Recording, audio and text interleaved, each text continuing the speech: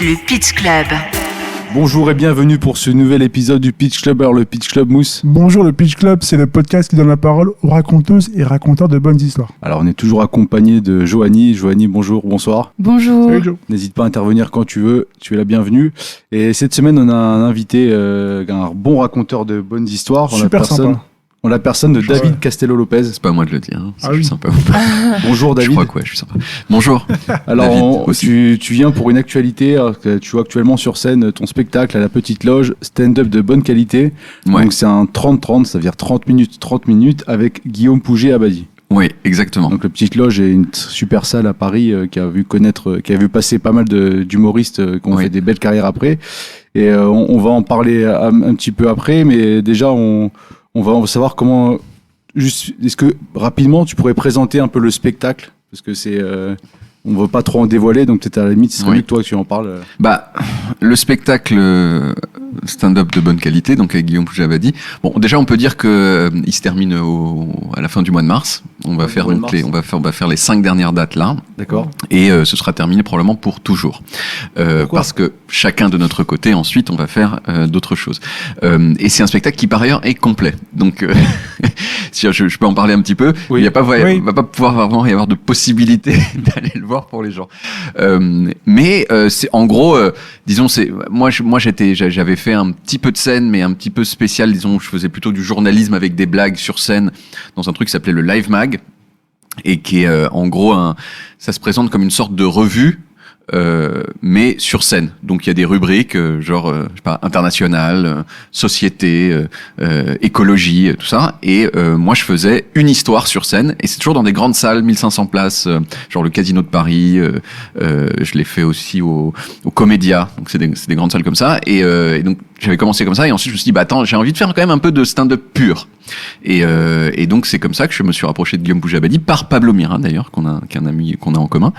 Et en fait, on a décidé de faire ce 30-30.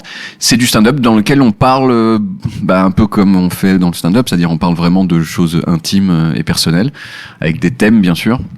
Mais c'était pour moi, et pour Guillaume, je pense qu'il a envie de continuer dans le stand-up pur. Moi, j'ai envie de faire des spectacles qui ressemblent un peu plus à ce que je fais en vidéo, c'est-à-dire à moitié j'explique des trucs vrais de journaliste, et en même temps et à moitié je fais des blagues.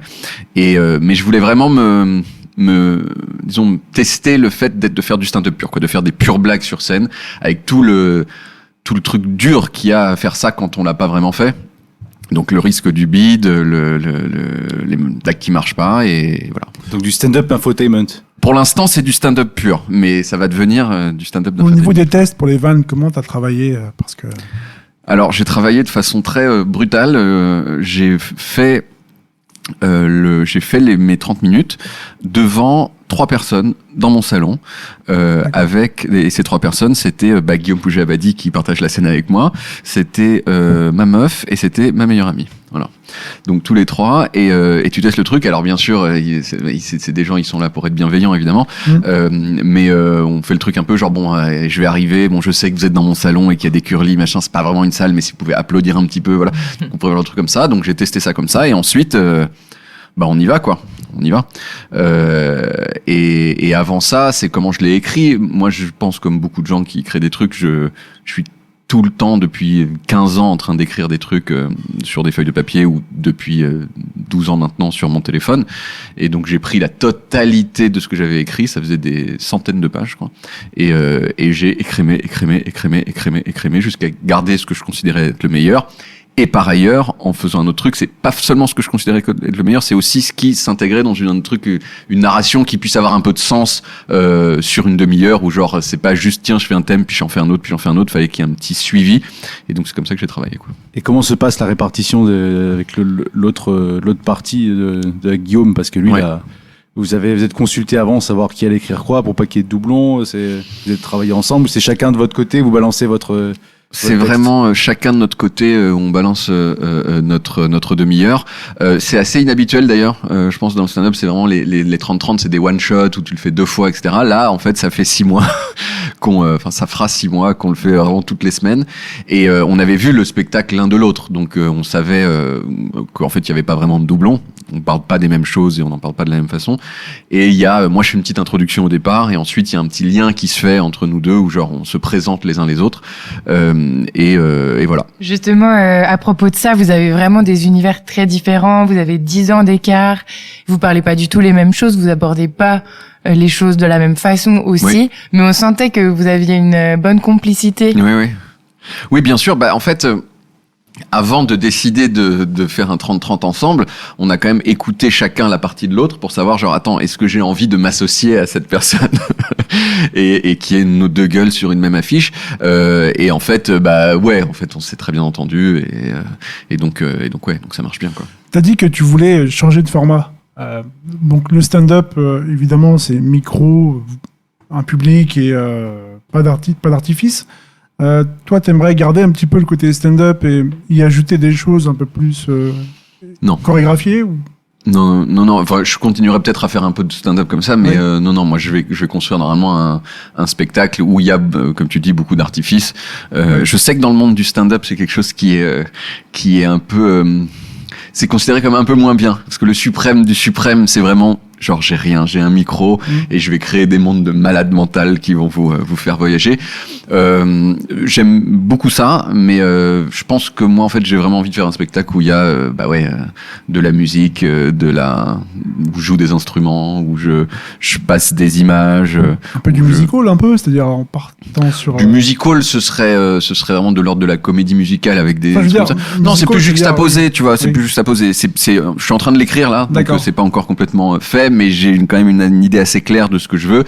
Ce que je peux dire, c'est que ça mélangera, j'explique des trucs, Ouais. je fais des blagues, je monte des trucs sur un écran, il y a de la musique et probablement de la danse aussi. Voilà. Ouais, et puis cette idée, elle est je ferai tout largement ça. à ton image, parce qu'au final, d'abord t'étais journaliste, là tu t'essayes à la scène, et déjà dans ce spectacle que j'ai vu, il y avait cet écran, Ouais, il y avait vraiment cette partie de toi journalistique à nous expliquer des choses, et donc en fait t'es en train de créer ta propre façon d'aborder la scène en fait. Je pense, je sais pas si c'est d'ailleurs, je suis le seul à faire ça, mais ce que j'ai surtout envie de faire, c'est quelque chose qui ressemble plus à mes vidéos en fait. Il y a une version live de ce que je fais en vidéo où en fait c'est très millimétré, c'est monté en fait et il y a très peu d'impro, très peu de tout est en fait carré du début à la fin et voilà. Et à la petite loge, j'aurais bien essayé de tester ça à la petite loge. Le problème c'est qu'il faut vraiment un truc à la petite loge on ouvre soi-même le rideau donc pour le côté un peu genre grandiloquent. et par ailleurs, il faut un régisseur en béton armé qui connaît par cœur ton truc et ça voilà. J'avais juste une dernière question sur la petite loge. Ton spectacle, est-ce qu'il a évolué pendant ces 6 mois? Oui. Est-ce que t'as... Alors c'est marrant parce que avec Guillaume, on filme toutes les représentations avec un téléphone et donc on les a toutes et donc on peut comparer. Et moi j'aurais dit ça a un peu évolué et hier j'ai revu une partie de la première et une partie de la dernière en date et ça a évolué quand même. Ça a évolué surtout dans le jeu en fait où genre vraiment la première on voit que c'était la première, c'est-à-dire que je suis un peu timide quoi, je suis un peu en retrait Scolaire. comme ça, scolaire, je parle doucement etc. Sérieux.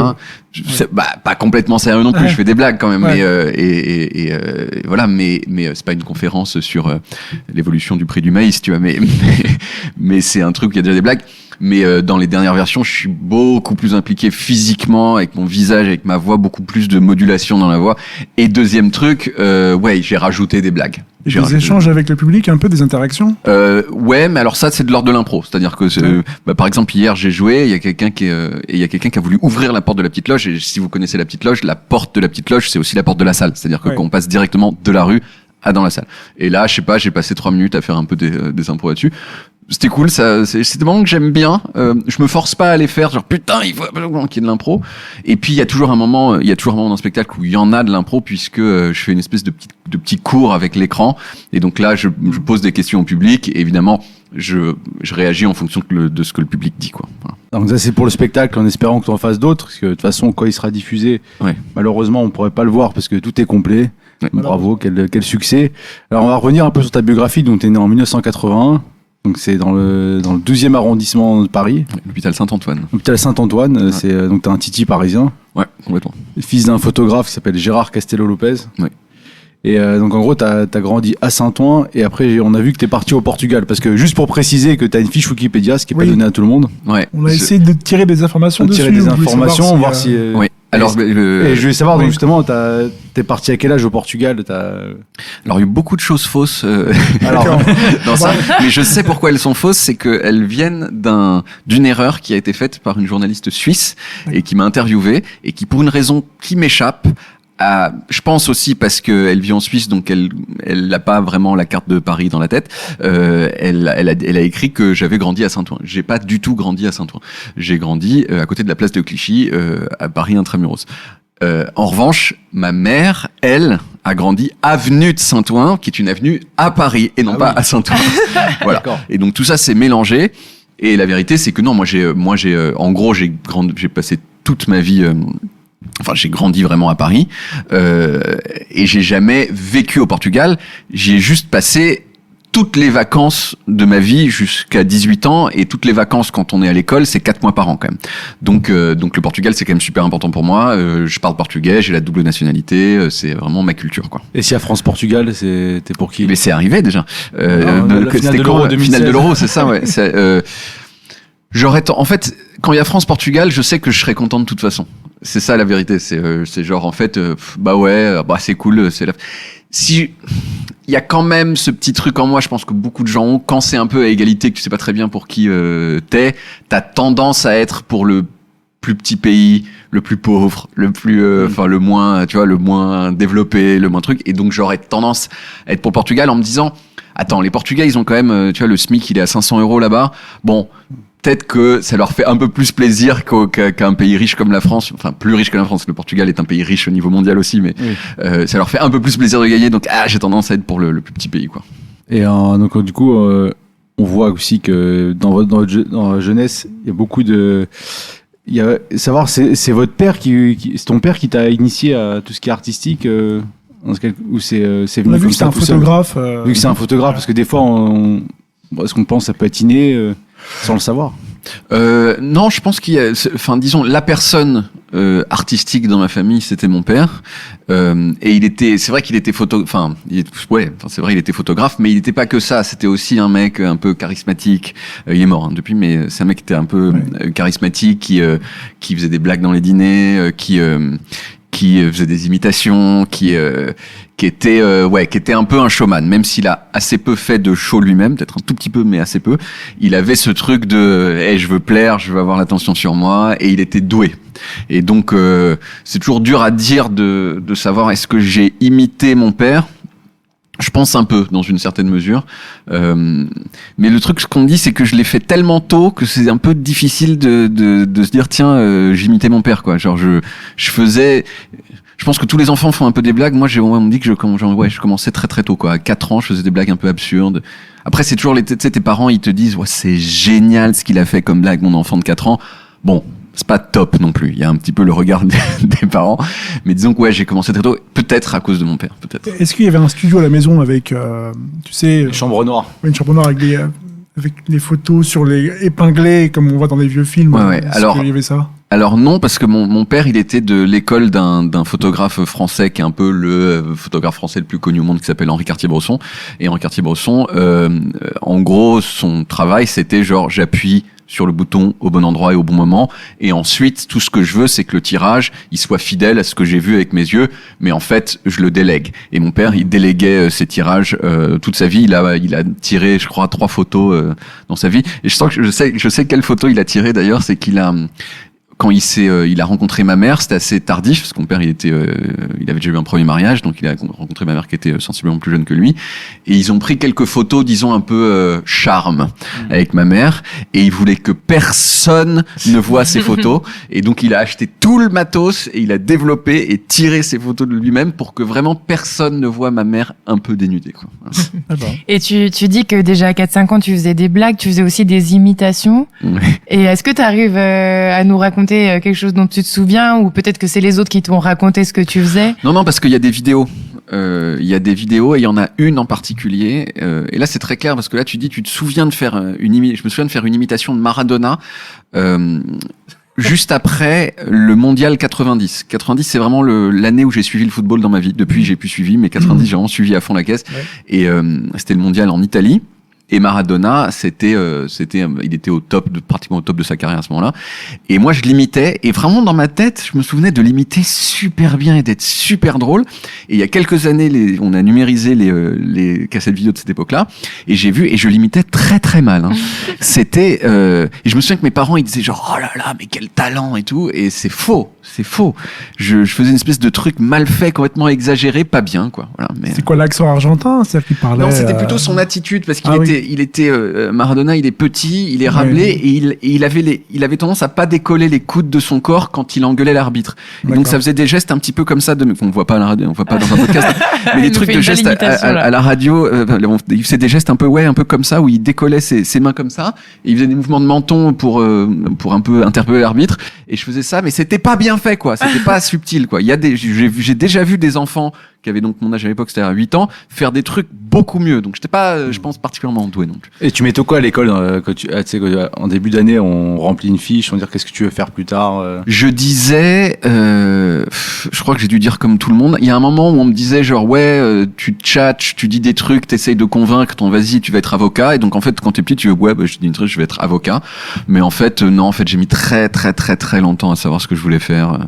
J'étais juste un mec curieux et puis genre je disais putain, je vais faire ci, je vais faire ça, je changeais d'avis toutes les 5 minutes. Et t'as eu quoi comme idée justement parce que c'est jusqu'à tes 30 ans je crois que tu te cherchais quand même pas mal Ouais. et donc je trouve intéressant de savoir par quelles idées te sont passées par la tête à ce moment-là. Alors quelles idées me sont passées par la tête les trucs un peu sérieux. En fait, franchement, je savais pas jusqu'à vraiment très tard. Ensuite, ça a commencé à se préciser un tout petit peu. J'ai fait des études d'histoire, ça a commencé à se préciser un tout petit peu quand j'étais en fac d'histoire. Où je sortais avec une fille qui avait fait un stage dans l'édition. Et je me suis dit, tiens, je vais faire un stage dans l'édition. Et j'ai regardé, parce qu'à l'époque, il fallait aller à l'ordinateur de la fac dans une petite pièce où tu disais, je vais y aller à telle heure. Et tu disais, tiens, je vais aller à 16h consulter les petites annonces de stage qu'il y avait à l'université. Et j'avais vu un stage pour travailler comme stagiaire chez Flammarion, donc une maison d'édition, mais pas chez Flammarion roman ou livre historique, machin, c'est Flammarion art de vivre. Donc vous savez, c'est les bouquins qui pèsent 7 kilos là et où il y a des photos d'intérieur suédois, des trucs comme ça. Et je sais pas, j'ai postulé, j'y suis allé, on m'a dit OK. Et donc j'ai fait un stage chez Flammarion art de vivre qui m'a plu, mais parce que je sais pas, c'était un peu n'importe quoi m'aurait plu en fait. C'était un peu un truc genre ah bah tiens c'est nouveau, il y a des trucs à apprendre. Et donc comme j'ai un peu tendance à être curieux, je me suis un peu passionné pendant 3 mois de ma vie sur comment est-ce qu'on fait ces gros livres de 7 kilos. Et je pensais être maintenant je vais être éditeur de gros livres et tout, ça va être cool. Finalement pas du tout. Ensuite, je me suis dit, tiens, j'avais fait un petit stage d'observation à la représentation permanente du Portugal auprès de l'Union européenne, donc dans les institutions européennes, en fait. J'avais un catogan à l'époque. C'était pas très, j'étais vraiment le seul mec qui est dans les couleurs de la Commission européenne qui avait un catogan de merde. Et là, je me suis dit, je vais être diplomate portugais, mais j'étais nul à chier, quoi. Enfin, je veux dire, c'est pas du tout possible, quoi. Et voilà, je changeais d'avis et finalement, il y a un moment, je me suis dit, attends, c'est quand même genre faire le journalisme, ça a l'air d'être un truc où au moins t'apprends des trucs tous les jours nouveaux, et ça c'est un truc dont je suis sûr et certain, c'est que j'adore apprendre des nouvelles choses tous les jours, et donc je me dis je vais faire ça. C'était pas ces vocations qu'on voit chez les enfants, c'est genre moi je veux tu vois, genre défendre la République avec mes articles depuis qu'on a 2 ans et demi. Moi c'est venu vraiment tardivement et pour cette raison là quoi. Et donc c'est comme ça j'ai fait des études de journalisme. Alors parce que tu dis que l'artistique est venu plus tard, mais t'as quand même eu en 99 il y avait un groupe d'Europe que tu as participé, il s'appelle Marquis Concept, 2000, avec des chansons humoristiques. Oui, Est-ce non, que bien tu sûr. peux nous raconter cette aventure? Alors, c'est vrai qu'il y avait une partie de moi qui disait je vais être rockstar. Et vraiment, si ça marche pas, mais ça m'étonnerait vu comment on est bon. C'était quoi les références que tu avais à l'époque quand On faisait des blagues on faisait du funk rock avec des blagues en français et avec une sorte de thème général qui était que ça s'appelait Marquis Concept donc, et c'était genre une alliance du 18e siècle et de l'an 2000. Donc on faisait des espèces d'arabesques, moi j'avais un catogan déjà, ce qui faisait un peu 18e siècle, vraiment pas sexy. Et on faisait et surtout il y avait des blagues dans nos paroles. Et alors le problème c'est qu'on était on était mauvais musiciens, vraiment mauvais, pas bon du tout. Mais on avait un jeu de scène, on était vraiment bien sur scène, quoi. Mais musicalement ça allait pas, quoi. Ça allait pas. Moi, j'étais persuadé de chanter juste, et quand je réécoutais ensuite, il y a vraiment des moments où je chantais vraiment faux. Il y avait des pains un peu chez tout le monde. Le batteur avait tendance à pas trop suivre le rythme, à s'arrêter même quelquefois. Ouais. Donc voilà, c'était pas brillant. Et il y avait pas de. Et c'est aussi ces groupes où genre. Il y a pas, enfin moi c'était moi qui chantais sur scène, donc j'étais techniquement un peu le leader, sauf que pas vraiment. Donc je pouvais pas dire genre maintenant vous arrêtez, vous faites ça. Et je pense que quand il y a un truc artistique à faire avec plusieurs personnes, il faut qu'il y ait un mec ou une fille qui soit in charge, comme on dit en anglais. Et là c'était pas le cas, et donc je pense que c'était une espèce de gloubi-boulga. Ça a duré combien de temps cette aventure? Longtemps, hein. Ah ouais. Genre ça a commencé en avril 2000. Et le dernier concert qu'on a fait, c'était en novembre 2006. Donc ça a quand même duré 6 ans. Bon, la vérité, c'est c'était surtout 2000-2003, quoi. Voilà. Il n'y a pas eu de tournée d'adieu. Il n'y a pas eu de tournée d'adieu. Mais on a fait quand même, je sais pas, peut-être une 30aine de concerts en tout, quelque chose comme ça. Il y avait des chansons pas mal, hein, d'ailleurs. Il y avait des chansons donc, que je renierai pas aujourd'hui. Est-ce que tu vas les mettre dans ton spectacle? Ou sur Spotify, je sais pas, ou sur une plateforme de... Faudrait les enregistrer correctement, déjà. Il n'y a pas eu d'enregistrement? Vous n'avez pas fait de maquette Si, on avait une bourse de la mairie de Paris pour enregistrer 3 titres. Et on était allé enregistrer dans un studio dans le 20e arrondissement. Et donc... on a 3 titres enregistrés de façon professionnelle en 2002, et ces morceaux existent toujours. Pendant longtemps, ils ont été sur MySpace. Ah, MySpace, ils verraient plein de sons. Ouais, et j'ai regardé il y a pas si longtemps parce qu'on m'a posé la question et ça n'y est plus. Et une reformation, c'est pas à l'ordre du jour? Ouais, je pense qu'un jour on le fera pour rigoler. Ouais, T'es toujours en contact avec tes anciens musiciens? Ah oui, je les connais. Ouais. Mais on est tous encore amis et assez proches, quoi. Vous êtes quittés en bon terme. Ouais. Il y a des films à l'époque qui t'influençaient, comme Wayne's World peut-être, ou Les Meilleurs Copains, tu sais, des films avec des groupes de musique. Alors, Wayne's World m'a pas influencé, ni même il y a un autre truc. S'il y a un autre truc que j'avais plus aimé, mais je peux pas dire non plus que ça a été une immense référence, c'était... il y a eu un faux documentaire... Spinal Tap. Spinal Tap, exactement. Ouais. Spinal Tap. Ouais. Ça que je me souviens d'avoir vu et d'avoir trouvé ça quand même très sympa. Film, ouais. Il y avait aussi une série, mais en fait, c'est surtout celle-là. Il y avait une série sur Canal Jimmy qui était sur l'histoire d'un groupe de rock qui débute. Et je sais que ça va pas être intéressant de ça avec parce Tom que Hanks, je crois, non? C'était pas Tom Hanks produit par Tom Hanks peut-être? peut-être Ouais, c'était ouais. des Anglais. Je sais que c'était des Anglais. Et je me souviens de regarder ça, et c'était un truc assez connu au moment où je regardais. Je sais que c'est nul ce que je dis parce que je me souviens pas du titre. Je sais pas quand c'est passé, mais franchement, si jamais vous écoutez ce podcast, je pense qu'avec quelques petites demi-heures de recherche, ça peut se retrouver avec juste ce que je viens de dire. Et ça, je me souviens que c'était bien parce que c'était vraiment les galères, les tout premiers succès un peu nuls, cette espèce d'excitation terrible dès qu'on a oh putain, on a un concert payé, wow, génial. Et puis ces petits trucs où tu te déplaces avec tout ton matos, 400 kilos de matos pour un truc de merde. Nous, on a fait un truc avec le Marquis Concept, on était allé jouer pour une association en Picardie. La chance. Qui est une association qui luttait pour la construction du troisième. C'est pas pour les Picards. Hein. Ouais, c'est pas pour les Picards. Une association qui s'appelait Nous aimons la Picardie et qui luttait pour contre la construction du 3e aéroport qui devait avoir lieu près d'Amiens à l'époque. Et c'était vraiment, on n'avait rien à foutre là, quoi. Ils nous avaient mis des t-shirts Nous aimons la Picardie, et c'était que des gens un peu du terroir qui étaient là. Il y a eu des groupes de folklore picard, et il y avait des hommes politiques locaux qui disaient non et tout. Et nous, on est venus jouer nos chansons, genre un peu, tu sais, c'est des chansons avec des blagues un peu de cul, avec avec de la guitare électrique et tout. Et genre les gens nous ont regardé, mais qu'est-ce que c'est, quoi? C'était dans un semi-remorque, vous voyez, en plus on vous avait enlevé le. Ça n'a pas été filmé, ça? Si, ça a été filmé. Il y a des images de ça. C'est pas très bien filmé, surtout on voit pas. Il y a aucun contre-champ sur le public, donc on s'en rend pas complètement compte. Mais ça a été filmé. Ouais. Il y a des images de ça que je ne montrerai jamais. Voilà. Ah, tu veux pas? Peut-être un jour. Ça reste si, peut-être. Bon, alors après cet intermède musical, t'as quand même obtenu un master d'histoire, DEA, pardon. Donc c'est l'équivalent d'un master 2, et ensuite t'as fait un concours à l'IFP de journalisme en 2008. Ouais, en 2006.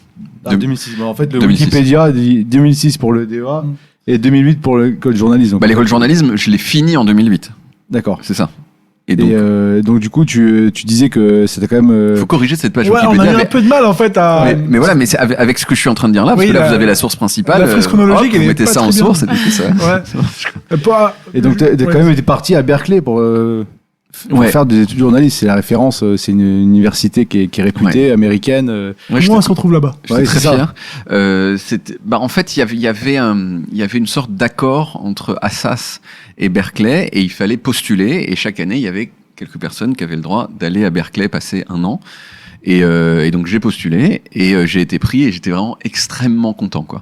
Surtout que c'est vraiment l'année d'études qui a compté dans ma vie au niveau de ce que j'y ai appris. Franchement, le reste.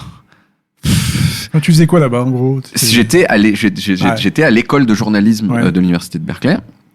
Et c'est les States, quoi. Et c'est genre des moyens dans tous les sens, genre des guests qui viennent te parler. Genre la première semaine où j'étais là, le mec qui est venu parler à l'école, et on était genre 30 devant lui, c'était David Simon, le créateur de la série The Wire, quoi.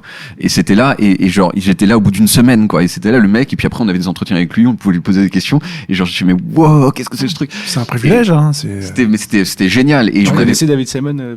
Oui, je connaissais David Simon à l'époque, parce qu'il se trouve que j'avais un ami français qui était fan des séries, parce que le The Wire c'était pas très connu à l'époque. Oui, c'est ça, c'est vraiment c'était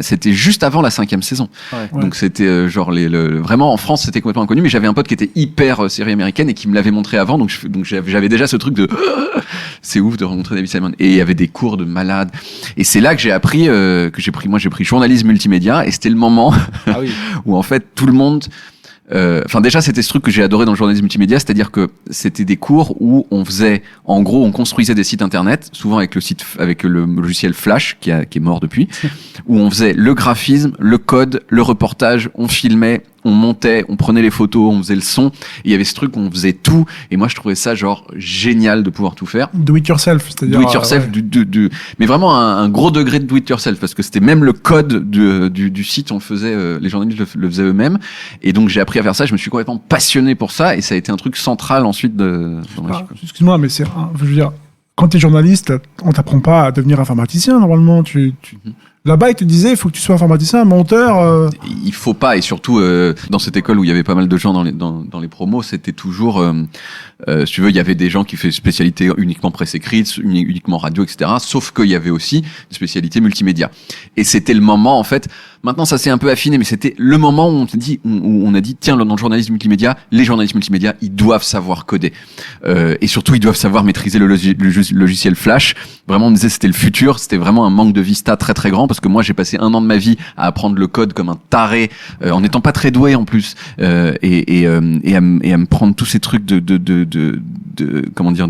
codage, de programmation orientée objet, et de trucs où genre vraiment c'était pas dans ma formation originelle, mais je suis vraiment passionné par ça. Et une fois que j'ai bien su m'en servir de Flash et d'écrire du code un peu, et Steve Jobs a dit maintenant on va arrêter Flash, et Flash a agonisé lentement jusqu'au mois de décembre de l'année dernière, où définitivement je pense que plus aucun browser n'accepte les trucs que fait en Flash. Carrément, parce qu'il y avait des petits jeux aussi où tu pouvais encore jouer en Flash récemment. Ouais, mais je pense que c'est... Il est mort comme le Minitel, c'est fini. Ouais, vraiment, lentement, vraiment, à partir du moment où j'avais vraiment investi une grande partie de ma vie là-dedans, quoi. Surtout que le code, maintenant, on peut faire des sites sans savoir coder, donc c'est vrai que c'est... Ouais. Mais je fais justement un énorme saut dans le temps, dans ta carrière, avant qu'on revienne sur les autres étapes. 2019, là, tu dois de nouveau me valider ou pas l'année. Tu deviens responsable des nouveaux formats audiovisuels au monde. C'est un peu faux. C'est un peu faux encore une fois. Non, c'est faux. C'est même vraiment faux. C'est complètement faux. Okay. C'est pas n'importe quoi, hein, mais c'est faux. J'ai été chef du service vidéo du Monde à partir de janvier 2017. Et donc pendant 2 ans, un peu moins de 2 ans, j'ai été le chef du service vidéo du Monde. C'est le journal Le Monde. Ça consistait à chapeauter une équipe de 12 personnes sur la production de vidéos. Et quand je suis arrivé, il y avait un autre chef qui était avec moi qui s'appelait Olivier Clermoin. Et quand je suis arrivé, en fait, on a recentré à mon initiative toute la production sur l'explication. On explique des trucs, un peu ce que je faisais déjà sur Canal+ avant. Et donc oui, ça voulait dire chapeauter aider des journalistes à écrire le texte, tout faire valider, les infos, les entraîner à savoir faire du montage. Moi, comme c'était moi que j'aime bien les blagues, je les encourageais à mettre peu des blagues. Je les encourageais un peu. Alors c'est Le Monde, on se dit il y a pas de blagues, machin. C'est vrai qu'il y en a pas beaucoup. D'ailleurs, ils ont un peu arrêté depuis, mais quand j'étais là, j'ai vraiment encouragé les gens à mettre des blagues dans leurs vidéos, ne serait-ce que parce que c'est une façon de rendre l'explication digeste, quoi. Et donc voilà. Et donc j'ai fait ça pendant un an et demi. Ensuite, c'est là que ça revient un tout petit peu à ce que vous disiez. J'ai décidé d'arrêter parce que je faisais Depuis quand, qui était la série que je faisais sur Canal+, j'en faisais 17 épisodes par an. C'était genre 2 semaines de travail à plein temps à chaque fois, plus un travail à plein temps de chef de service au monde. Et donc, c'était vraiment extrêmement pesant. Puis je voyais aussi que pour moi, en tout cas, à ce moment-là, je trouvais que les choses avançaient trop lentement au monde. On n'arrivait pas à changer les choses assez vite parce que c'est une grosse machine et puis qu'il y a les gens qui sont là et puis qu'en fait, il faut valider les trucs 50 fois pour changer telle direction dans laquelle on va. Et donc, j'ai décidé d'arrêter, mais je suis resté pendant encore un an, entre 2018 et 2019, comme responsable des nouveaux formats. Et c'est là que j'ai développé il y a un service au monde qui s'appelle les décodeurs, qui est un truc qui fait du fact-checking, qui explique un peu des trucs sur le papier et sur le site.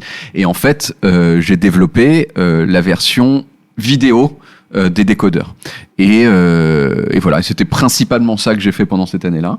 Et voilà, en fait, ce qui s'est passé. Après, c'est quand même assez intéressant dans le sens où avant, tu étais au Gorafi. Parce qu'on a fait un voyage dans le temps. Parce que il faut préciser qu'avant, tu étais au Gorafi. Et que, en fait, toi, c'est un truc que l'infotainment t'a toujours intéressé. Parce que tu disais, je pense que quand tu étais quand tu faisais des études de journalisme, t'as découvert The Onion, qui est l'ancêtre du Mais Gorafi. voilà, mais c'est surtout ça les États-Unis aussi. C'est genre, mais The Onion, c'était une découverte de fou. Est-ce que tu peux nous décrire c'est quoi The Onion? The Onion, c'est le Gorafi aux États-Unis. Ce qui est très très étrange de dire ça comme ça, parce que c'est comme si tu disais genre, Jerry Seinfeld, c'est le Bernard Babi, c'est le comment il s'appelle, Gad Elmaleh américain, tu vois. Oui. Non, Jerry Seinfeld, c'est pas le Gad Elmaleh américain. Éventuellement, Gad Elmaleh, c'est le Jerry Seinfeld français. Mais comme les gens connaissent pas The Onion, c'est eux qui ont inventé cette forme-là, qui a été copiée depuis par le Gorafi d'abord, mais aussi par plein d'autres journaux du même type depuis. Ils l'ont inventé dans les années 80, dans le Wisconsin, et c'était un journal papier, le The Onion, et c'était un journal papier gratuit. Et c'est là que j'ai halluciné parce que dans les journaux papier, pour moi, quand on a grandi à Paris, c'était par exemple un truc qui s'appelait Paris Boom Boom, qui était un truc où genre, mais vraiment il y avait des petites annonces de nul. Enfin, c'est vraiment un truc, personne ne lisait Paris Boom Boom. Tu trouvais ça dans les boulangeries? Ouais, voilà, il y avait exactement. toujours des petits tas sur le côté. Exactement, le Paris Boom Boom. Je crois que ça a disparu, Paris Boom Boom. Et pour moi, c'était ça le journal gratuit. Et tout à coup, j'étais dans une librairie ou dans un bar et j'ai pris ça et j'ai commencé à lire. J'ai fait mais c'est quoi ces blagues de niveau de la NASA, quoi? Et j'ai trouvé ça, en fait, c'est un des trucs qui a participé à mon admiration gigantesque pour les États-Unis, quoi, du niveau général des choses. En tout cas, dans le journalisme, dans le showbiz, ils sont géniaux, quoi. Ils sont bien meilleurs que nous en tout. Et donc, The Onion, c'est ça, quoi. C'est un journal qui imite le ton d'un très sérieux et objectif d'un journal normal, quoi. Sauf que les informations qu'il donne sont humoristiques, quoi. Et c'est le fait de les traiter comme ça qui les rend drôles aussi. Et moi, je suis arrivé en France, je suis retourné en France et je me suis dit, tiens, je vais faire The Onion en France. Et j'avais même pris un nom de domaine, j'avais appris ça lepoulet.net et je l'ai pas fait. Et j'en avais parlé à un ami à moi qui à un moment m'a dit, mais tu sais, j'ai un pote là, c'était un peu plus tard, qui m'a dit, genre, qui s'appelle Pablo, il est en train de faire exactement ça, en fait. Et c'était le Gorafi. Voilà. Donc, toi, ce que tu avais découvert, c'était un média en ligne à l'époque ou c'était comment? Le Gorafi? Non, The Onion. Non, il a posé dans un... Parce que c'est né dans les années 80. C'est né dans les années 80, je l'ai découvert, c'était encore en papier. En papier à l'époque. Maintenant, The Onion n'a plus d'édition papier, mais c'était encore en papier. Ils avaient un site internet aussi, bien sûr. Mais moi, je l'ai connu, genre, c'était ça le truc fou, c'était que j'avais des blagues meilleures que celles que j'avais du monde, quoi, et que c'était gratos papier dans un... moi je pensais que t'avais trouvé un ancien numéro. Il y avait zéro pub dedans. Non, c'était dans des bacs, tu pouvais en prendre 6 si tu voulais, quoi. Enfin, il y avait zéro pub dedans. Il y avait un petit peu de pub dedans. Ouais, parce que quand même modèle économique. Non, bien sûr, il y avait un petit peu de pub dedans. Et surtout, en fait, je pense qu'ils se débrouillaient parce qu'il y avait un truc, une partie de The Onion, la deuxième partie s'appelait The AV Club. Et The AV Club, c'était des trucs plus sérieux où ils faisaient des critiques culturelles. Et je crois que dans cette section-là en particulier, il y avait des pubs. Mais ils avaient commencé dans le Wisconsin, The Onion, en faisant un journal. C'était des étudiants à l'université du Wisconsin. Et ils sont allés voir les commerçants du coin, à Madison, en leur disant on lance ce truc là, est-ce que pour $75 vous nous donnez $75 et on vous met allez dîner chez Joe en centre-ville quoi. Et c'est comme ça qu'ils finançaient leurs journaux. Et je pense que ça a continué comme ça jusqu'à la fin en tout cas de ça. Du coup, quand ton ami il t'a averti qui t'a dit qu'il y avait le graphique qui était en train d'être fait, est-ce que c'est toi qui a du coup contacté Pablo Mira à ce moment-là, ou c'est plus tard que vous êtes rencontrés? Il a fait l'intermédiaire en fait. Ce monsieur il s'appelle Thomas Lafarge, c'est un journaliste qui fait plein de documentaires pour Arte, M6 et tout, et qui connaissait Pablo parce qu'ils avaient fait un stage à Première Ligne ensemble. Et moi j'en avais parlé. Pablo lui avait parlé du Gorafi et il nous a dit il a organisé une rencontre quoi. Et donc j'ai connu Pablo. Je me souviens très bien. La première fois c'était mai 2013. Donc c'était vraiment le début du Gorafi. C'était les 6 premiers mois au moment où on commençait à avoir du succès. Et il a organisé une rencontre et depuis je suis devenu très ami avec Pablo et c'est comme ça que j'ai commencé à écrire pour le Gorafi. Surtout d'ailleurs pour le Gorafi télé dont les gens se souviennent pas forcément, mais il y a eu une chronique du Gorafi au Grand Journal pendant 1 an et demi et c'est surtout pour ça que j'ai écrit. Mais j'ai écrit sinon peut-être une quinzaine d'articles pour le Gorafi. T'as une passion donc pour l'histoire, les origines de plein de choses. Ouais. Tu peux nous parler de tes études d'histoire dans un premier temps et après comment ça a dérivé vers la partie comique? Oui, ça a été très lent. Hein. Dans les études d'histoire, j'ai pas du tout fait de blagues. Ensuite, j'ai été un journaliste qui faisait des web documentaires parce que quand je suis rentré des États-Unis en France, je suis allé voir la rédaction. Je dis, moi, je sais coder, ok, je sais faire des reportages, je peux tout vous livrer clé en main. Et donc j'ai fait ça, mais c'était des reportages très contemplatifs, sérieux. Il y avait vraiment 0 blague dedans. C'était juste que il y avait le truc chic que je faisais le code et tout ça. D'ailleurs, des fois, j'arrivais pas à finir le code et il y a plein de fois où j'ai appelé un ami développeur à moi qui m'a vraiment débugué le truc parce que sinon, j'étais pas assez bon, quoi. Ensuite, le gros tournant, c'est que je suis rentré à l'agence Kappa. Oui. En 2010. Agence. Quand j'y suis rentré, c'était la boîte de prod de télé la plus connue. Maintenant, je pense qu'il y en a plein d'autres, mais c'était vraiment le truc le plus prestigieux, quoi. Et je suis rentré je suis rentré grâce à Flash, parce que il cherchait un journaliste qui sache faire. Le Flash. Mais oui, oui. Bah oui. Il cherchait un journaliste qui sache faire du Flash pour faire une petite animation. Donc, vous avez raison, il faut apprendre le Flash. Ouais. Enfin, vite fait, parce que ils m'ont fait venir pour ça et pour faire une petite animation pour, je crois que c'était un hommage à Coluche en Flash. Et ils m'ont dit, mais par ailleurs, il y a l'effet papillon.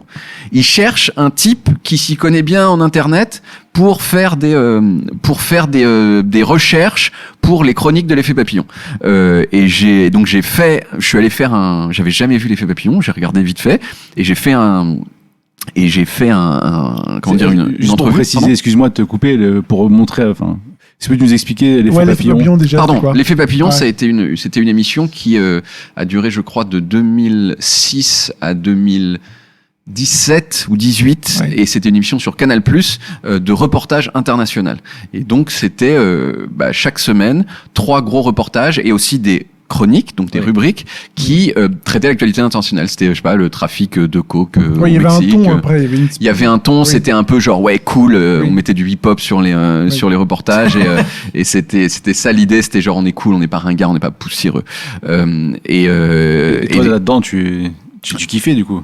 Alors moi je kiffais, mais je suis rentré vraiment comme je suis rentré à l'effet. Donc j'ai fait un entretien avec les 2 rédacteurs en chef et j'ai été pris en fait et j'ai été pris, mais vraiment comme larbin quoi, comme journaliste larbin, et j'avais 29 ans.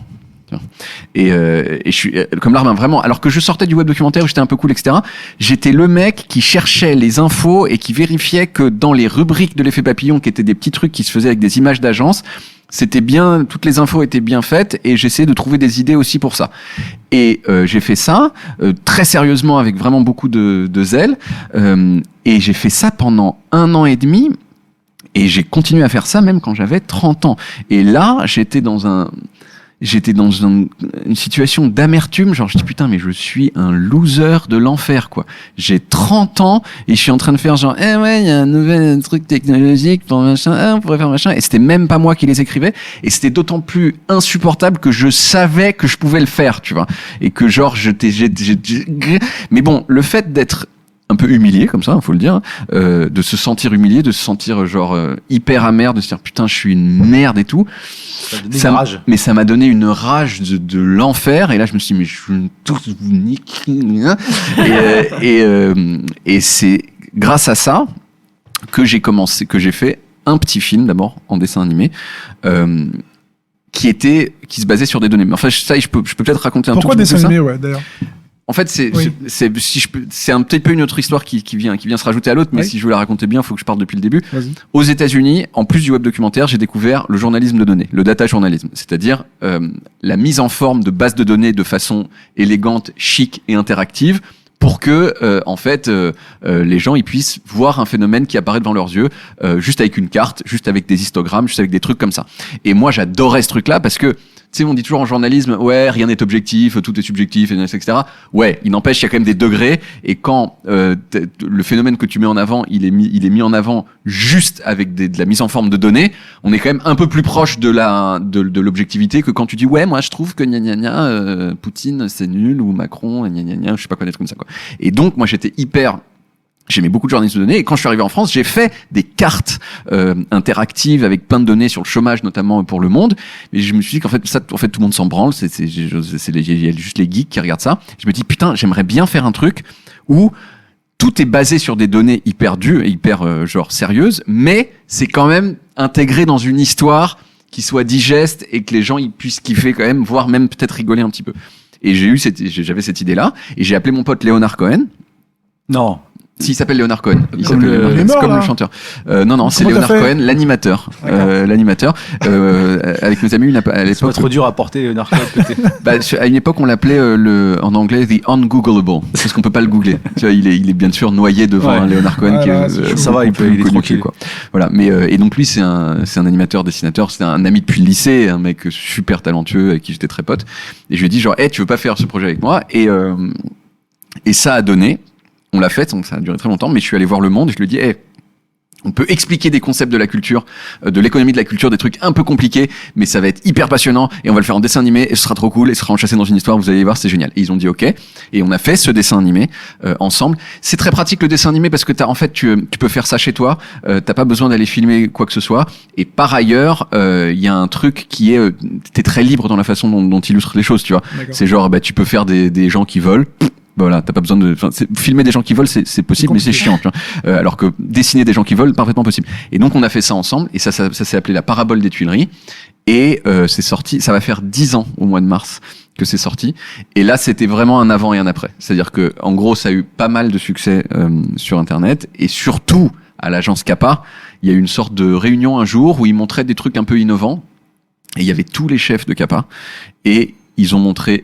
Il a dit, vous savez pas, mais il y a un petit gars en fait que vous connaissez pas chez nous. En fait, il fait d'autres trucs aussi et il fait ça. Et le truc, c'est que juste avant dans la réunion, il y avait une fille de France 2 qui avait présenté un truc qui avait fait chier le monde totalement. Et là, il montre ça avec tous les chefs de Kappa, donc tous les gros boss de Kappa dans la pièce. Et là, genre, ça cartonne, quoi. Et j'ai vu vraiment le regard des gens, mais changer d'une seconde à l'autre, quoi. C'est genre j'étais complètement transparent et je suis devenu genre, ah tiens, peut-être on pourrait faire des trucs avec lui, quoi. Et c'est là qu'il y a un rédacteur en chef de Kappa qui m'a proposé, m'a dit, mais attends, ce truc-là, tu peux pas le faire pour Canal+, genre toutes les semaines au lieu de trucs machin, en un peu moins intello, s'il te plaît. Et je fais, mais grave, on avait mis 7 mois à faire le premier, tu vois. Donc il disait, vas-y, t'as coup, fais-le en une semaine. Et on a fait, ouais, bien sûr. Tu dis, c'est pas grave, je vais dire oui, ensuite je gérerai comment je le fais, quoi. Et on a fait un pilote.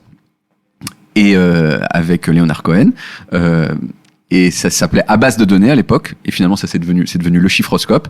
Ça a été proposé à Canal+, et Canal+ a dit oui, et là c'est bon, quoi. Là j'avais 30 ans, et c'était la fin de ma 30e année, et à partir de là, j'étais lancé sur des rails, et j'ai repris les autres chroniques de l'effet papillon aussi, et depuis ce moment-là, qui était donc il y a 10 ans, en gros, j'ai jamais cessé de faire à peu près la même chose, c'est-à-dire expliquer des trucs avec des blagues, que ce soit en dessin animé ou avec des images, etc. Mais c'était Tu regardais des trucs comme South Park à l'époque. Est-ce Bien que sûr. c'était une influence aussi et South Park, c'était une influence. Il y a une série qui m'a peut-être encore plus marqué que South Park, qui s'appelle Family Guy, qui en français s'appelle Les Griffins, et qui est un dessin animé américain très connu aussi, peut-être un peu moins connu en France que South Park, Ouais. mais bien sûr, les dessins animés satiriques américains, Oui. j'ai toujours adoré. Toujours ce truc qui m'étonne avec South Park, c'est comment ça passe aujourd'hui. C'est genre vraiment, je vois des trucs mais édulcorés fois 50 qui soulèvent des trucs et qui sont cancel complètement. Et South Park, mais il y a des accents de tous les trucs dans tous les sens, et ça va. C'est parce que c'est des gosses, peut-être. C'est pour ça. Parce que comme c'est des gamins, on se dit, bon, allez, c'est des petits, c'est pas grave, ça mais passe. ouais, mais genre l'absence, C'est vrai que, ouais, genre par rapport l'absence à totale de procès. de rien sur South Park est quand même assez. Moi, je trouve ça très bien. Hein. L'heure de la cancel culture, oui, c'est vrai que Mais c'est un peu étonnant, quoi, tu vois. Et justement, alors, le truc de l'infotainment, est-ce que c'est un truc peu de gens le font en fait en France? En fait, il y a Yann Barthès qui a bien trouvé son créneau là-dedans. Il y a toi, mais est-ce que aux États-Unis, c'est plus développé? Et comment tu l'expliques ça? Aux États-Unis, ça existe depuis très longtemps, mais je crois que ça c'est un truc de. Moi, je leur lis un truc que je trouve très, que je pense vraiment observer de différence entre la France et les États-Unis, c'est que mais ça se voit même genre à l'école et à la fac. J'ai l'impression un peu que en France, on considère que l'attention de l'audience, elle était un peu due. C'est-à-dire que, en gros, moi je sais, toi tu sais pas, et en fait c'est ton devoir de m'écouter. Et les Américains, je pense de façon mais genre ancestrale, quoi, ils se disent non. L'attention des gens qui sont devant toi, elle se mérite. Il faut la gagner. C'est pas un truc qui t'est dû, c'est toi qui dois convaincre les gens de t'écouter. Et donc ça se retrouve partout, quoi. Les profs à Berkeley, c'était des showman, quoi. C'était genre et même, je veux dire, même pas que les profs, Même mais les genre musées. comment? Même les musées, j'avais remarqué par exemple. Oui, les musées aussi, mais genre je parle surtout des gens qui parlent, si tu veux, des gens qui mais même je me souviens à Berkeley, le chef du service technique de Berkeley qui te fait un petit topo sur comment utiliser l'ordinateur, c'est cool, tu passes un bon moment, il est jamais chiant, quoi. Et ça je l'ai vu vraiment partout aux États-Unis, et c'est partout dans la culture. C'est aussi parce que je pense qu'ils apprennent très tôt à parler en public dans leurs écoles, etc. Et donc, l'idée de l'infotainment, pour moi, elle découle totalement de ce principe-là dès le départ. C'est-à-dire que, attends, on veut faire passer des informations, il faut que ce soit sympa, il faut que les gens aient envie de les voir, il faut qu'ils passent un bon moment. Et ils vont apprendre des trucs aussi, mais c'est totalement logique. Et donc je pense que ça, oui, je le lis vraiment à une sorte d'esprit de ce que c'est qu'être américain, enfin d'esprit américain. Et c'est tout à fait logique qu'il y ait ça. Et après, bien sûr, ce qui se passe, c'est que là, tu cites Yann Barthès, c'est vrai, mais l'infotainment de qualité, pour moi, il n'est pas à la télévision, il est sur YouTube, quoi. C'est là qu'il y a les trucs. Mais d'ailleurs, tout ce qui est bien, non mais je vais jusque là. Hein. Tout ce qui est vraiment bien en termes créatifs, nouveaux, inventifs, c'est sur YouTube, quoi. Parce que tu penses à la créativité, elle se fait d'abord maintenant sur. Mais bien sûr. Mais En termes de sous-culture, c'est-à-dire ce qui arrive un peu en clandestin et qui va finir par devenir. Oui, je pense plus que c'est une sous-culture maintenant. Ouais. C'était une sous-culture il y a 10 ans maintenant. Quand je dis subculture, c'est-à-dire. Excuse-moi, hein, c'est-à-dire c'est quelque chose qui est dans une espèce de marais là où on sent quelque chose qui va naître, qui après va devenir. Oui, mais ce que je pense c'est que le marais c'était il y a 10 ans. Maintenant c'est né complètement. Il y a des fois parce que moi ceux qui me payent et ceux qui font c'est que des médias traditionnels, tu vois. Ça a été Canal+, c'est Arte, c'est la RTS, c'est Europe 1 et vraiment, je peux comparer ce que je vois sur YouTube et ce que je vois de machin. Tous les trucs où je fais genre, putain, comment c'est bien, c'est que sur YouTube, mais que sur YouTube, quoi. Vraiment, je galérerais si je devais vous trouver un exemple d'un truc que j'ai trouvé exceptionnel et nouveau à la télé, quoi. Donc, on parlait de l'infotainment et il y a une chronique qui t'a fait connaître, quand même, c'est le Depuis quand? Parce que apparemment, tu t'aimes bien t'intéresser à plein de choses et de manière assez approfondie, soit l'histoire ou sur plein d'autres sujets comme le thé, Napoléon. Est-ce que tu peux nous en parler? Parce que tu as fait des études d'histoire et on en avait parlé un tout petit peu avant le début du podcast et que voilà, ce serait bien de revenir là-dessus. Je peux raconter mes études d'histoire si vous voulez. Ouais. Vas-y. Non mais comme moi j'ai fait des études d'histoire beaucoup trop longues en fait parce que et rétrospectivement même je m'en veux un peu d'avoir fait des études d'histoire parce que en fait c'est pas comme je sais pas avocat ou médecin c'est-à-dire on peut apprendre l'histoire tout seul en lisant des livres, c'est pas voilà donc à part si on veut être vraiment historien et on veut vraiment avoir la méthode de l'histoire ou prof d'histoire, etc. Je pense pas que ce soit des super études à faire comme ça, quoi, parce qu'on sait pas quoi faire d'autre. Mais quand même, c'était assez intéressant. Je l'ai fait quand même pendant 5 ans. Ça commence par des enseignements genre un peu larges, quoi, histoire introduction à l'histoire contemporaine, un truc comme ça. Et plus ça va, je pense que c'est comme ça dans toutes les filières, hein, et plus c'est spécialisé. Et à la fin, tu finis en DEA. DEA, c'est un diplôme qui a disparu, mais donc c'était le diplôme d'études approfondies, qui correspond à un master de recherche aujourd'hui. Et le diplôme d'études approfondies, c'est t'écris un mémoire minuscule. T'écris un assez gros mémoire, mais sur un sujet complètement minuscule. Moi, j'ai écrit 2 mémoires. Le premier, c'était sur un armateur. Ça s'appelait Pierre-Léon Basterèche, un armateur bayonnais dans la haute finance, 1769.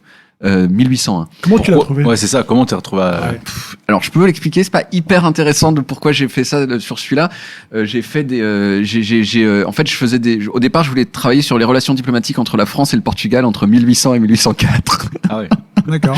4 ans, quoi. 4 ans, ouais. Pour celui-là. Mais tu sais, c'est ça, c'est minuscule, ces trucs-là. Donc, je suis allé aux archives du Quai d'Orsay où il y a les lettres que les diplomates s'envoyaient entre la France et le Portugal à ce moment-là. Et je suis tombé sur un type qui s'appelait Basterèche et qui, visiblement, avait été servi d'intermédiaire dans le paiement de rançons entre la Portugal et la France. J'ai fait, je vais faire sa biographie. Des rançons? C'est quoi, il y avait des attaques? Il y avait il y avait des alliances européennes et en fait il y avait des trucs de corsaires où en fait il y avait je sais pas qui avait été chopé et donc il y avait des accords qui se faisaient genre attends, on oublie ce truc là si le Portugal paye tant à la France ou la France paye tant au Portugal et donc pour faire l'intermédiaire, ils faisaient appel à des banquiers. Voilà, on rentre quand même dans dans la pression du sujet. Et donc moi je vais faire la biographie de ce type là. Aussi parce que c'est plus facile de faire une biographie qu'un thème général parce que déjà tu as un plan. Tu sais, il est né, il a fait des trucs et il est mort. Et je l'ai fait et je suis allé j'ai passé des jours dans les archives nationales, je suis allé à Pau, aux archives départementales, voir des vieilles lettres et ce type vraiment, tout le monde s'en fout, quoi. C'est un truc de fou. Et j'ai passé 1 an de ma vie à être un peu obsédé par lui, quoi. Et voilà. Et le DEA, je l'ai fait un peu plus intéressant sur la photographie amateur en France depuis 1965. Bah, reprenons justement cette histoire d'obsession, vu que tu te passionnes pour plein de choses et sur l'origine des choses, aussi des savoirs parfois insolites. Oui. Et donc du coup, tu as cette chronique depuis quand?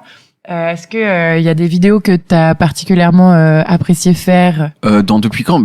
Déjà la série en elle-même, c'est-à-dire que moi je sortais de 4 ans à l'effet papillon où j'avais en gros écrit et fait les storyboards avec mon ami Léonard Cohen des chiffroscopes. J'avais fait des chroniques où que c'était pas moi qui montais.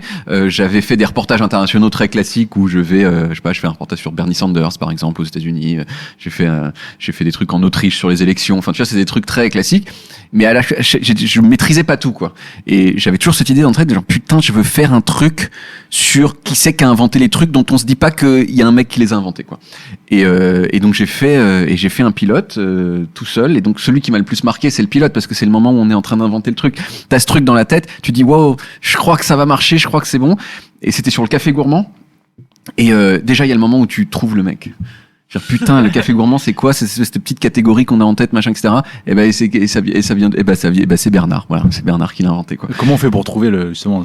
Alors là, je suis allé aux archives, je suis allé à la BNF et où tu fais consulter plein d'articles depuis très très longtemps et je suis tombé sur un certain nombre d'articles où il y avait un mec qui semblait s'y connaître sur le café gourmand et en tout cas, il y avait le nom de son entreprise et j'ai retrouvé son entreprise, j'ai retrouvé son nom donc et ensuite je lui ai parlé au téléphone, il m'a dit ah bah oui, évidemment c'est moi qui l'ai inventé en fait, c'est moi qui ai inventé le concept. Mais il t'a pris pour un fou le gars, non?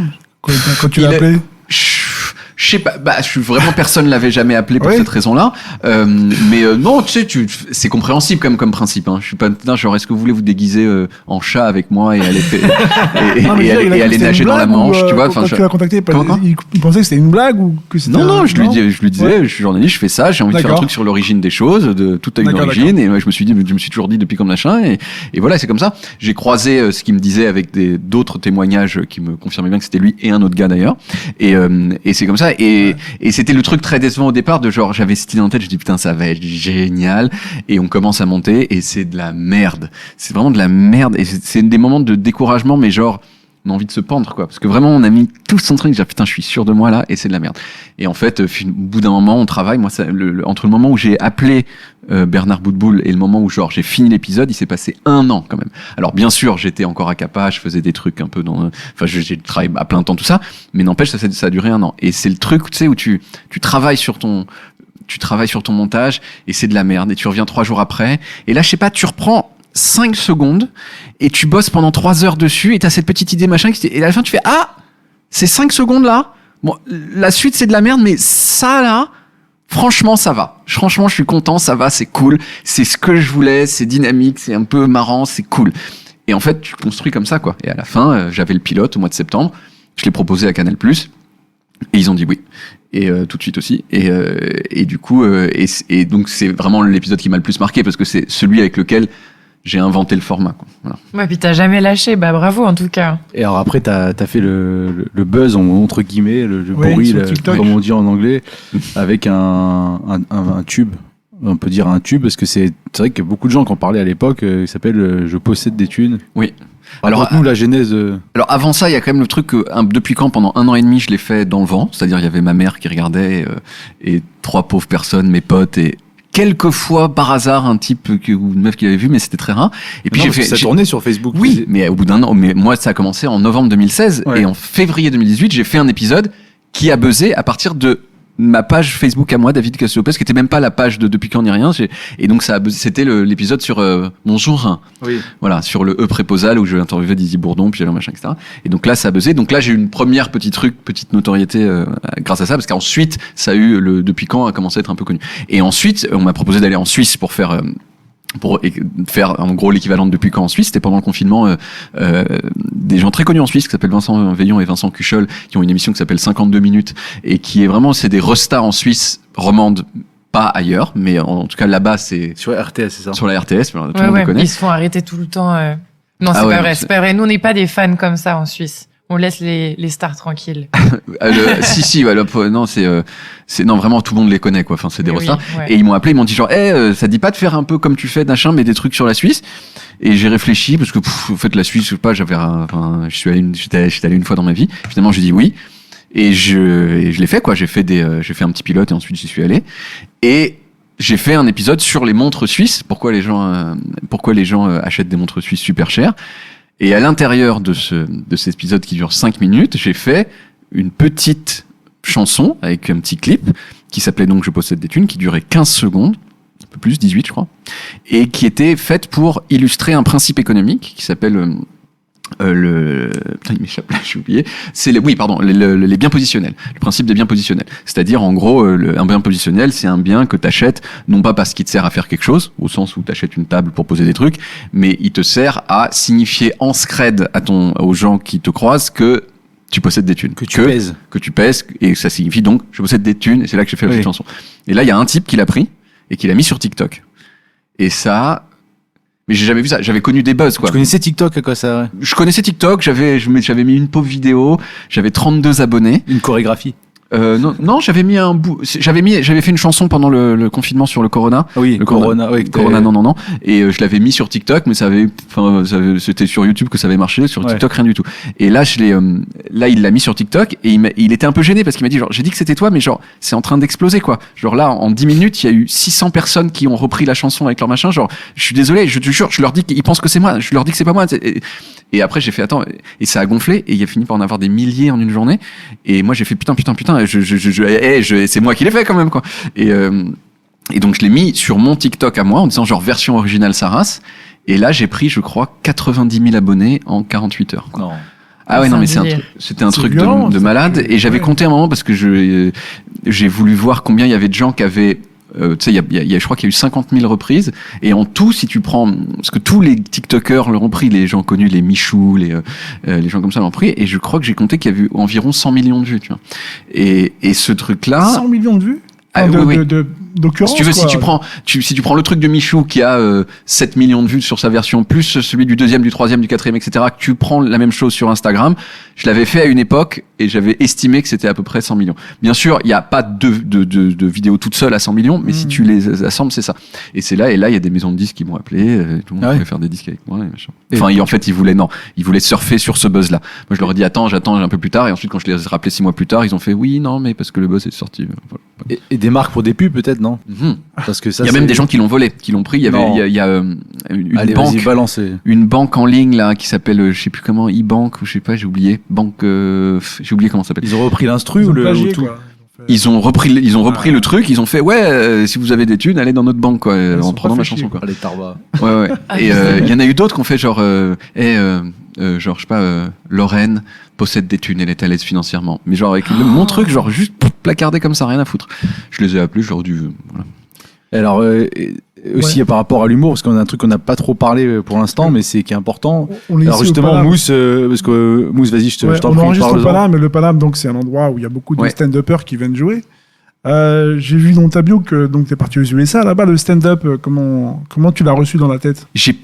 Bizarrement, j'ai pas vu de stand-up quand j'ai vécu aux États-Unis. Pas du tout. C'était pas mon truc. Moi, j'étais dans le journalisme. J'avais ce truc de The Onion qui était, mais j'avais pas du tout ce truc de tiens, je vais faire du stand-up, je vais faire des blagues. Je veux dire, tu voyais des spectacles de stand-up américains à l'époque? Non, vraiment pas. En fait, moi, j'ai connu le stand-up, je pense, avec tous les Français qui l'ont connu, je pense, de ma génération, on l'a connu avec la série Seinfeld. La série Seinfeld, qui est pas si connue que ça en France. Non. C'est-à-dire que moi, quand je la regardais, c'était au même niveau que Friends. C'est-à-dire vraiment Seinfeld et Friends, c'était les deux séries de ouf mondiales. Et en fait, tout le monde aux États-Unis, c'est toujours le cas. Enfin, je veux dire, c'est aussi à peu près aussi connu que l'un que l'autre, je pense. En France, Seinfeld, oublié quoi. Peut-être parce que c'est mal doublé. Ah, peut-être. Je pense. Peut-être, ouais. Les vannes à passer pas pareil. Ouais. Non, c'est pas possible. Et donc, dans Seinfeld, c'était, je pense que c'est lui qui a inventé cette forme où en fait c'était une histoire de gens à New York qui branlaient rien un peu, enfin qui avaient leur métier, qui faisaient des blagues. Et le métier du petit principal, qui était joué par Jerry Seinfeld, et c'est pour ça que la série s'appelait Seinfeld, son métier c'était de faire du stand-up. Et donc, il y a des petits morceaux de stand-up à l'intérieur de la série, au début, exactement. Ouais. Chose qu'a fait Louis C.K. ensuite après dans sa série. Et donc moi, c'est comme ça que j'ai connu le stand-up. Je trouvais ça, mais j'avais pas compris très bien que c'était une institution, ce truc de tu vas dans un endroit avec des gens qui sont en train de boire des verres et tu fais. Je pense que j'ai connu le stand-up vraiment 2009-2010. Je suis allé voir un spectacle à Londres où je sais plus qui j'ai vu, mais j'ai fait mais putain, mais comment ils sont drôles sa mère. Et genre vraiment j'étais hyper impressionné. Et petit à petit, j'ai dit tiens, peut-être c'est ce moyen de faire. Je voyais que ça gonflait en France, peut-être un petit peu aussi. Et j'ai fait donc ce que je vous ai dit tout à l'heure, j'en ai fait un tout petit peu donc au Live Mag, où en gros je racontais des histoires vraies, un peu type journalistique, avec des images derrière moi, mais comme c'est moi qui racontais des histoires, j'ai mis des blagues, et ça a super bien marché. Et je me suis dit mais qui c'est qui a dit que c'était dur de faire ça? Franchement, c'est trop facile. Et là je l'ai fait une troisième fois devant une grande salle de 1000 personnes à Grenoble, et c'était pas les mêmes gens. C'était des gens qui avaient aucune idée de pourquoi j'étais là. C'était des fans de Canal+, enfin des abonnés de Canal+, qui venaient là gratuitement. Et ce qu'ils voulaient, en fait, c'est voir Marie Portolano et des Sébastien Chabal et des trucs comme ça. Et tout à coup, il y a moi qui faisais mes 10 minutes venues de nulle part sur des trucs qui avaient rien à voir. Et j'ai vécu ce sentiment. J'ai pas bidé entièrement. Hein. Genre, il y a des petites vidéos, même si tu les choisis bien, tu peux dire, ouais, là, c'est même un succès. Mais j'ai expérimenté, en tout cas, ce truc de, tu fais une blague, et il y a 1000 personnes, et au fond, tu sais, quelqu'un qui comme ça, et tu fais genre wow, mais c'est pas possible, mais je vais mourir. Et tu dis bah non, je vais finir mes 10 minutes, et c'est comme ça. Et tu continues de le faire, et là, ça m'a donné un bon coup d'arrêt. C'était pas du tout ta question, je suis complètement parti dans c'est-à-dire que, en fait, dans ta progression artistique, il y a eu beaucoup d'évolutions, beaucoup de différentes étapes. Et donc, j'ai l'impression que la scène va devenir de plus en plus importante pour toi. Et je veux savoir dans quel sens. Mais c'est 100% vrai. Voilà. Je sais pas. En fait, il y a deux choses. Il y a ce que tu veux faire, tes objectifs, ce à quoi t'aspires, et ensuite il y a est-ce que tu vas y arriver ou pas. Ce qui est absolument certain, c'est que oui, je veux. Parce que les rires que tu reçois dans la gueule. C'est pas les mêmes. Tous les stand-uppers nous le disent. C'est une drogue après. C'est quelque chose qui devient addictif. Ces rires-là, ils sont spéciaux. C'est des rires que t'as créés toi. Ouais. C'est en fait, je suis tout à fait d'accord que c'est un truc. Il y a un truc au-dessus dans la façon dont tu le perçois. C'est-à-dire que moi, les petits succès que j'ai pu avoir sur Internet, c'est vraiment, tu sais, tu vois le nombre de vues et le nombre de messages que tu reçois. C'est quelque chose, mais t'as pas ce feedback immédiat, immédiat. Après, il y a aussi un truc dans le stand-up, je trouve, qui est que c'est une drogue le rire, et ça peut être problématique. Oui. Parce que, en gros, tu vas, c'est tellement, en gros, la mesure, elle va tellement se faire sur est-ce que ça a rigolé ou pas, que tu vas peut-être être amené à des choses qui vont créer des rires de merde, quoi. Moi, je vois des fois des rires, je dis, mais tu peux, c'est ok, ils ont ri, mais sincèrement, t'es fier de la blague que tu viens de faire, là? Non, c'est sûr que non. Et comme dans le stand-up, c'est que ça, c'est-à-dire c'est comme, c'est pur sucre, quoi. Ouais. C'est vraiment, c'est que ça le but, fondamentalement. Et s'il y a pas ça, beaucoup, c'est considéré comme foiré. Et ben, je pense que ça peut amener à des trucs en fait pas terribles sur le fond, mais voilà, vous faites ouais, ok, t'as eu tes rires. Et j'ai conscience de ça. Je sais que ça peut aussi être un truc de qu'il y a plein de stand-uppers qui disent ah ouais c'est ça, bah en fait t'es un lâche. Toi tu dis ouais moi c'est pas censé être aussi drôle, comme ça si ça rit pas tu te protèges. Ouais. Mais fondamentalement, très sincèrement, je pense que en fait il y a des fois c'est pas si grave quoi. Genre, t'as expliqué quelques trucs, ça a pas été, genre, les gens, ils s'étaient pas morts de rire, mais t'as fait un truc qui se tient, quoi. Et franchement, ça, pour moi, ça vaut plus cher que juste, putain, t'as fait tes 12 blagues ou t'as eu tes rires toutes les 15 secondes comme tu les voulais, quoi. Et tu dois faire ça avec un support comme tu le fais déjà ou carrément aller juste avec ton micro? Comedy Club, quoi. C'est-à-dire, plateau. Moi, pas Comedy Club, ne serait-ce aussi parce que, en fait, c'est un cercle. Le truc du Comedy Club, c'est que tu viens parce que tu veux rire toutes les 15 secondes. Oui, c'est ça. Et moi, ce dont je me rends compte, c'est que je suis quand même allé voir beaucoup de spectacles de stand-up maintenant. Il y a plein de fois où genre, ouais, j'ai rigolé, etc. Et je sors et je dis, mais j'ai retenu quoi, là? En fait, je sais pas. Je sais plus. Ouais, c'était pas mal, mais et ça, en fait, pour moi, c'est problématique. C'est-à-dire qu'il y a un truc de genre, c'est comme, tu vois, en fait, des fois, je sors d'un truc de stand-up et je me dis, j'ai aussi autant retenu que quand je suis allé me faire un massage, je sais pas, dans un salon de massage, quoi. Ouais. C'était cool. Mais genre, est-ce que ça m'a un peu changé? Est-ce que je suis une personne un peu différente parce qu'on m'a appris quelque chose sur l'existence, on m'a fait voir les choses différemment? Et très souvent, en fait, la réponse c'est non. Et donc, en fait, le truc, c'est que dans les comedy clubs, je pense que c'est ça auquel tout le monde s'attend. Donc, j'ai pas l'impression que ce soit ni un bon truc pour le public qui vient, ni forcément pour moi, ou en plus ça va être dur quoi, parce que genre si je fais les trucs comme je pense que je vais les faire, j'aurai pas un rire toutes les 10 secondes, tu vois. Structurellement, j'en aurai pas un parce que ce sera donc, voilà. Et donc je pense pas que je vais faire trop de trucs comme ça. En revanche, tester une petite demi-heure, tiens, à la petite loge, tiens, des nouveaux trucs, etc. devant un public choisi pendant 3 ou 4 dates, ne serait-ce que pour avoir. Parce que moi, je veux effectivement faire un truc, donc pas en stand-up classique avec le micro, c'est-à-dire avec un écran, avec encore une fois de la musique, des lumières. Ce qui se fait déjà par certains Américains. Il y a des spectacles avec de l'animation derrière. Ça existe. Bah, il y a Bob Burnham, par exemple, qui fait ça. Enfin, Bob Burnham, il n'y a pas beaucoup d'écran, mais il y a de la musique, il y a une interaction entre le stand-up et la musique. Il y a Demetri Martin qui fait ça très très bien aussi. Non, bien sûr, ça existe. Je pensais à John Leguizamo, il a un spectacle. Je le connais pas, lui. Ouais, c'est un acteur qui a joué dans Summer of Sam. Oui. Et il a un spectacle où il parle de l'histoire, en fait. De l'histoire des Sud-Américains, des Latinos, des Indiens pré-colombiens. Et donc, il y a beaucoup d'affichage derrière. C'est très, des blagues. Des vannes, ouais, c'est pas mal. Hein. C'est un bon spectacle. Totalement. Un truc historique. Regarde-le, il est sur Netflix, je crois. Ouais, donc, voilà. Moi, je pense qu'il y aura quand même plus de stand-up pur, de stand-up pur à l'intérieur, de trucs qui sont faits spécifiquement pour être drôles, même si dans leur forme, ils sont pas purement stand-up, tu vois. Ce sera plus un truc monté, comme je disais. Mais c'est ça. En France, t'as Hector Obalk qui fait quelque chose dans le même genre. Mais j'ai été sur scène avec lui. T'es monté avec lui? Oui, quand il a fait l'Olympia, j'ai fait 10 minutes au milieu de son spectacle. Hector Obalk, juste pour le présenter, c'est un historien de la mode. Au départ, l'historien de l'art. Et de l'art ensuite. C'est-à-dire qu'après, il a fait un spectacle sur l'histoire de l'art, c'est ça? Voilà, il part de la mode et après il va dans l'art. Et donc il écrit des œuvres d'art. C'est un de mes meilleurs amis en fait. Mais c'est pas étonnant, vous êtes dans la même veine en fait. Oui, c'est toujours. On serait ravis de l'accueillir un jour. C'est vrai? Très bien. Donc super, on a. Et donc, tu as de nouveaux spectacles en préparation. Et c'est quoi les autres projets qu'on peut évoquer avec toi? Qu'est-ce que je peux dire? Alors, je suis toujours tous les jours sur Europe 1 pour les origines des choses. C'est pas un truc avec Stéphane Bern.